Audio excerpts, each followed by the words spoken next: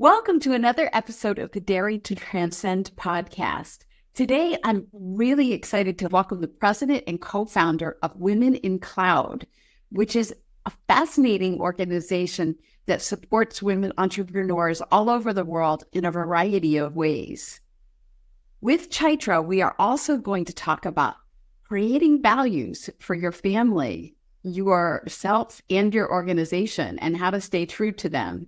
And we're going to dive into investing in Hollywood. So this is just a wide-ranging, amazing conversation. Stay tuned.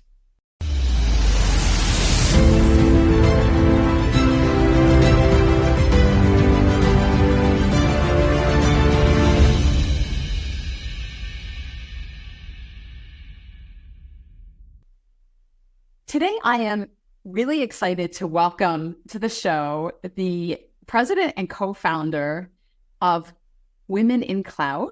Chaitra is an award-winning strategic high-growth leader known for bridging business and technology to help globally scale companies and drive digital economic development. The co-founder of a cloud-based joint GTM accelerator, Mela, Chaitra has led billion-dollar expansions for companies such as Microsoft and Oracle. A purpose-driven leader committed to generating economic growth, she co-founded and currently serves as president of community-led organization Women in Cloud. Additionally, she advises on nonprofit boards and public and private companies on technology, GTM, geo-expansion, and governance strategies. So, wow, you've got a lot going on. Thank you, Karen. So tell us, I don't know where you want to start in your in the arc of your career journey, but you've obviously been through a lot to get where you are. So how did you end up here? Well, it's a lot of twists and turns, like in movies. I would say I grew up in India, and my destiny was to be a housewife.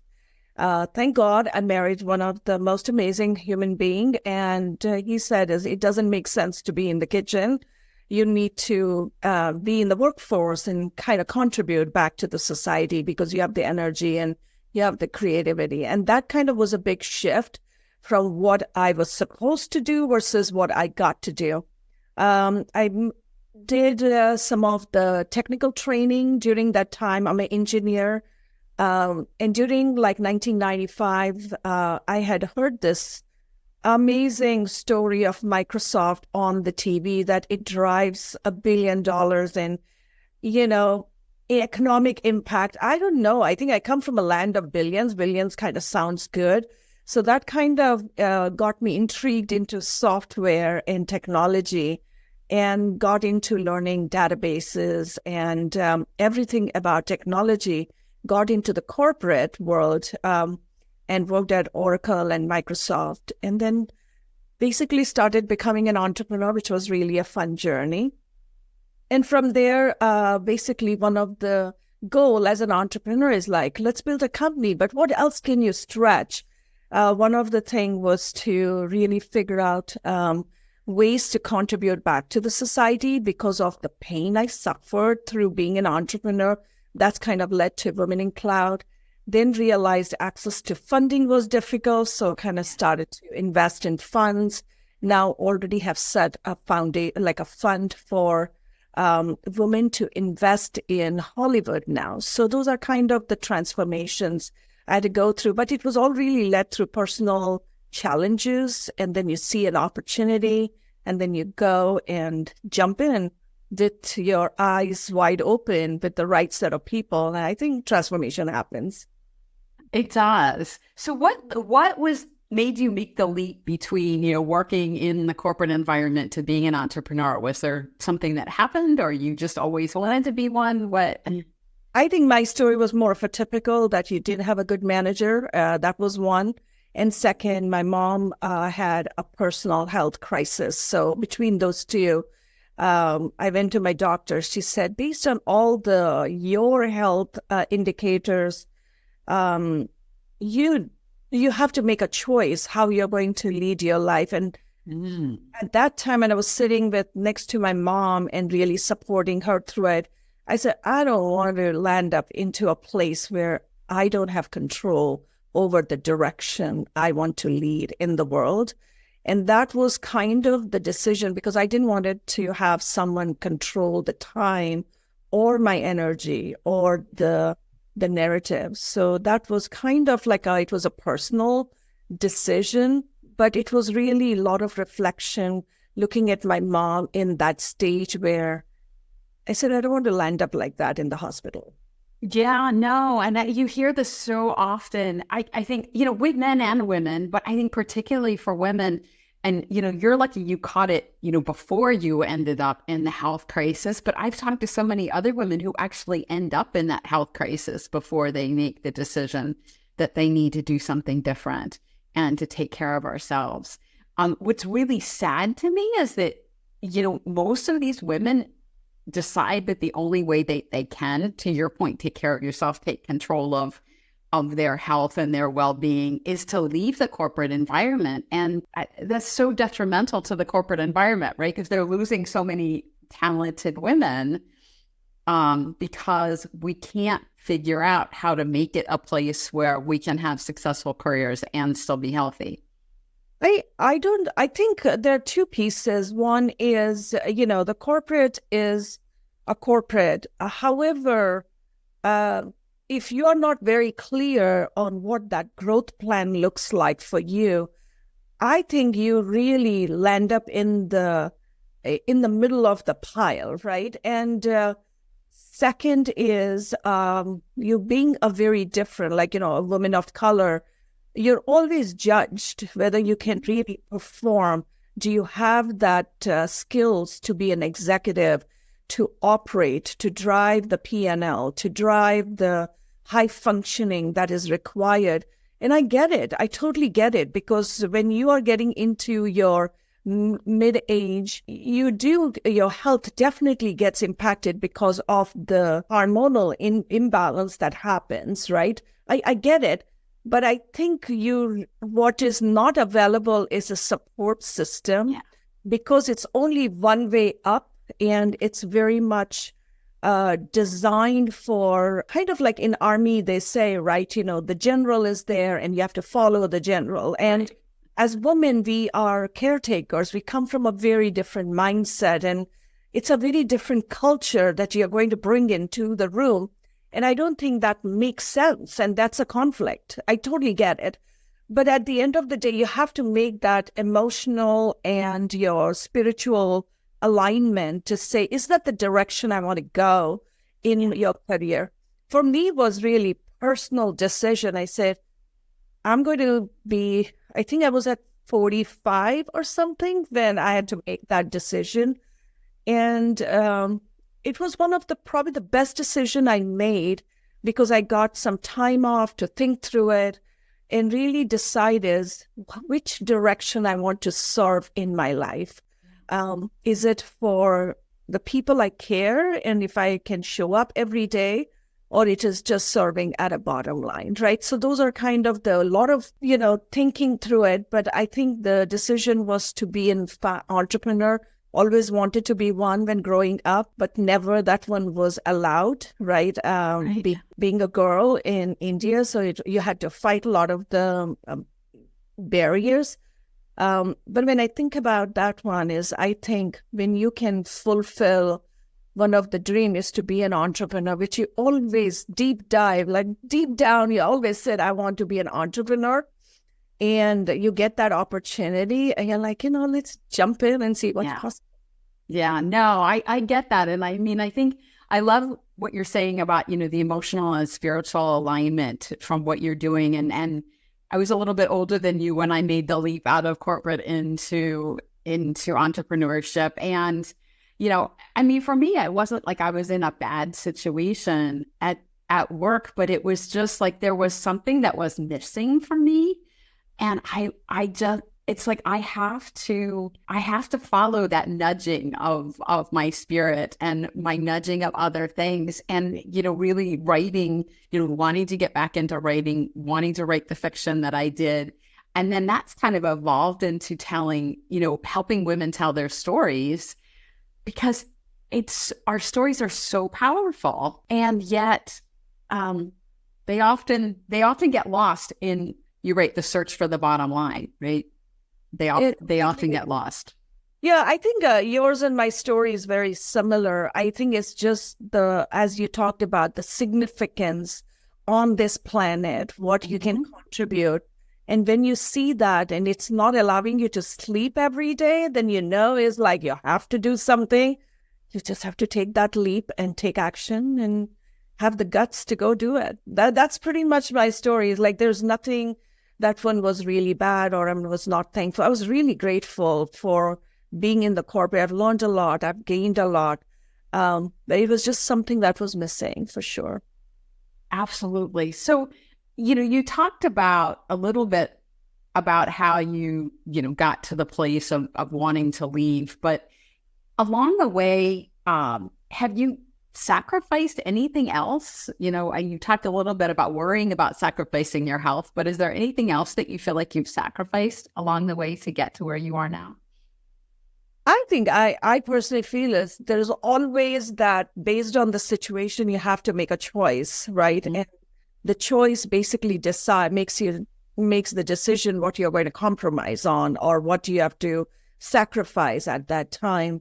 Overall, one of the great thing I have done with the family is setting a value system of what our value system for the family is, for my own personal value system. And I said, am I true to my value system, right? Yeah.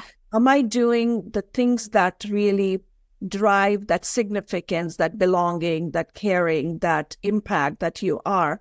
And if you're not true to that self, then it's time to kind of rethink and readjust your value system.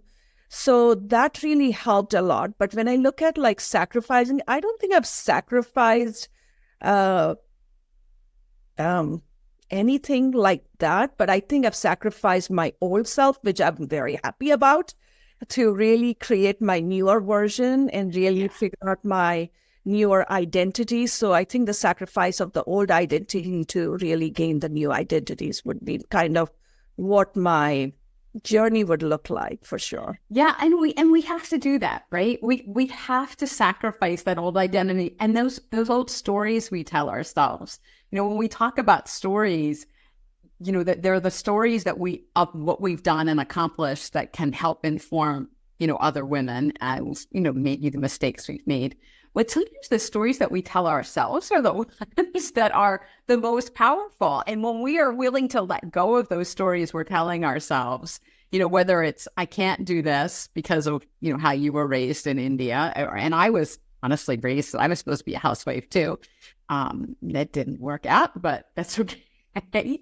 But the stories sometimes that we tell ourselves that we can't do things or that we are someone when really that's just a limited version of who we are, and being able to willing to let go and let that old identity, let that old default die or kill it off, and so that we can really emerge into the next level is so powerful. And I love how you put that. So thank you for sharing.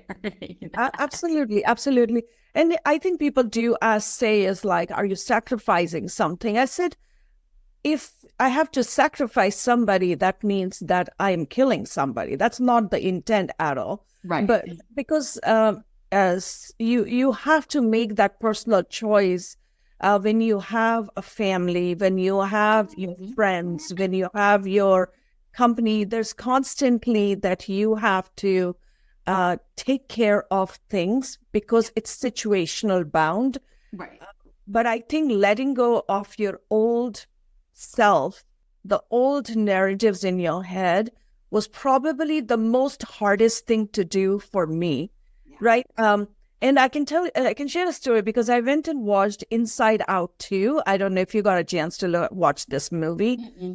Watch it. And in that one, there was a belief system is I am not good enough. Yeah. Well, that one was definitely ingrained in growing up very well in so many ways. And when they said it, I was like, I jumped off the seat. I was like, oh my God, that's so true. Yeah. It was ingrained. But they talk about how it gets ingrained in your head and how you drive that one in your head. And it's there. But that kind of belief systems to let go and honor those belief systems to be let gone is also a very important skill. And I think those things have served well when you can actually help let go of your old identity to create your new identity and respect both the identities at the same time. No, absolutely. And I think I read someplace or heard someplace, maybe during my coach training, that, almost everyone has that I'm not good enough message going inside their head one way or another. I mean, it's like we all get that somehow. And it's so not true, but yet it's one of the stories we tell ourselves. So I want to go back to what you said about values and creating a value system for yourself, because I think that's that's something that's so important, and staying true to the values. When you get to a point where you feel like you're not staying true to the values, I think there's, you have two choices. You can either adjust your behavior or adjust your values, right? And sometimes one is the right way to go, and sometimes the other, because our values change over time. So for you, where do you tend to fall in that? When you get into one of those situations, do you tend to change your behavior or change your values, or do a little bit of both? Oh boy, that's so it starts with your own value system. That's your first one. Then I have a value system with my family, like we have a family value system, and then I have a company value system. There are things sometimes it just kind of changes, and the I would say the compass on it starts to kind of change. But what I have figured out is if I'm aligned to 80% of the value system that are true to me across all the roles that I play, whether as a mother, as a wife, as a daughter, as a daughter-in-law, all those roles, right? As a corporate role, as a friend, or if I can map myself into that 80% of my values are aligning, that itself is like a lot of peace, right? Because now very true to yourself. When that 20% starts to kind of become that 80%, that's the time usually I look at the relationship that I'm having with someone and saying, where am I violating that relationship? Is it the trust? Is it the, the handshake that I committed, but I didn't really, care about them? So it's kind of the care and the trust is where it starts to kind of, gets impacted. So that's when you have to look at the relationship and see that where both our values came and collided, and that caused a lot of the friction. And once you know it, then you can actually communicate effectively and say, okay, hold on, this is the reason where I'm coming from, and they'll tell what the reason is. But it makes it really easy at that time. But yeah, it's always, I'm like trying to see if I'm at the 80% level that is aligned, that I'm very good. If it's 20%, is keeping an eye on where there is a compromise I have to make. And most of the time you have to make some compromises. Oh, sure. But I love that 80% rule, because that is, some people get very rigid about things. And when you're saying 80%, it gives you enough flexibility to kind of adapt to each of the relationships or the situations you're in. So I think that's a great rule. So I'm curious, and I have a feeling your values lead in I know your values lead into this because you implied that earlier, but your organization, Women in Cloud, tell us a little bit more about that and how that fits with your value system and what you're trying to do in the world. Women in Cloud was really born from a place where I, as a founder, wanted to get access into enterprise opportunities. Like it really is like, and I went to a lot of the communities, a lot of the groups to really see if I can fit in, can I get access to the enterprise opportunities? And I couldn't really. And what I found out through the process was there were two things. One is preparation for getting enterprise contracts. And the second one was having access to people, access to funding. And the access was around the go-to-market access, right? It was just very important. And those two things were missing. And there's not a whole lot of communities that were focused on it. I spent time with my friends who were coaching me as an entrepreneur of how to set it up and pull together. And during that whole moment came where I don't know how many conversations. I said, I think we just need to fix it ourselves. Nobody's going to fix it. We have to do it. And it's how the Women in Cloud was born, to create $1 billion of economic access. That is what we wanted, like I wanted, and I spoke to a lot of entrepreneurs. That's what they wanted, was the access to really build economic prosperity and opportunities. Right now, we are 100,000 people in 67 countries, growing strong. And we really focus on economic development with founders, where they really build really powerful go-to-market with hyperscalers like Microsoft, Google, and Amazon. And workforce development is preparing from a technical skilling around AI, cyber, and also leadership skilling, that they have the confidence to speak up and be a thought leader and drive, a P&L in the organization with confidence. And then have the third pillar was around the public policy work, is to really have the policies that we could drive the changes, because once you change at a policy level, everything becomes easier. So one of the example of success, I would say 3-4 examples of success I want to kind of give you. One is the cloud marketplaces were not gender inclusive.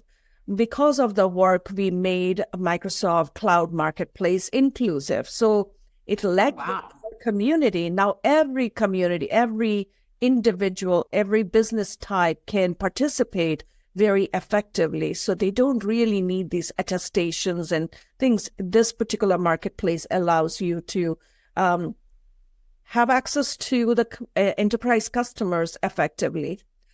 We set a Guinness World of Records to really drive vision boarding across the world. So we set a record on it, and that never existed. So we said let's go create a vision boards. And we had 500 plus people, create vision boards in a single setting, and we set a world record. Wow, that's so cool. Yeah. So the vision boards to guide their businesses? And individually. Individually, okay. Yeah. So that one was very powerful. So we learned a lot about what women care about because of the vision board. Yeah. We also led distribution of certification scholarships. And we distributed over 5,600 scholarships. These are millions of dollars of investments that are going in preparing women to really lead in the tech industry. I know it's still 5,600, but if we didn't have... Hey, that is zero. That's huge. I honestly, that's huge, because to your point, particularly the tech industry, I know we've made a lot of progress, but, still has been largely male dominated.